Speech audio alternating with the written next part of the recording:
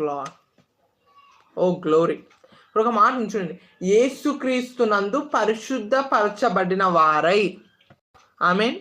అందుకే మనకు సత్యం మనకు స్వతంత్రుగా మారచ్చు. సత్యం ఏంది? తన మాట, తన వాక్యం ఏం సెలవిస్తుంది? మనము ఏసేలు ఉన్నాక పరిశుద్ధపరచబడతామని ఉందా? ఆమె పరచబడతాము అని ఉందా? మీరు ఏసేలో ఉన్న ఇప్పుడు పరిశుద్ధంగా బ్రతకాలని ఉంది. ఇక్కడ ఏమని ఉంది వినండి.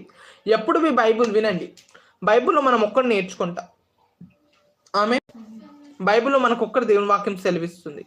మనం నీతి పనులు ఎందుకు మన నీతి పనులు బట్టి నీతి మంతులుగా మారం, కానీ మనం ఏసే బట్టి నీతి మంతులుగా మార్చబడ్డాము కాబట్టి నీతిగా బ్రతుకుతాం. మనము పరిశుద్ధంగా ఉంటున్నందుకు పరిశుద్ధం కాదు, కానీ ఏసేలో ఉన్న మనం ఏసేయందు మనం పరిశుద్ధపరచబడ్డాము కాబట్టి పరిశుద్ధంగా బ్రతుకుతాం. అర్థమైందండి? అంటే ఫస్ట్ మనం అయినాక చేస్తాం. ఈ లోకం ఏంది? చేస్తున్న పని బట్టి అలా అవుతారు. అవునా కదా? ఆమేన్. నీతిమంతులుగా బ్రతుకుతుంటే నీతిమంతులుగా మారుతారు. మనది అలా కాదు. మన ఏసేయందు నీతిమంతులుగా మార్చబడ్డాము కాబట్టి నీతిమంతులుగా బ్రతకపోతున్నాం.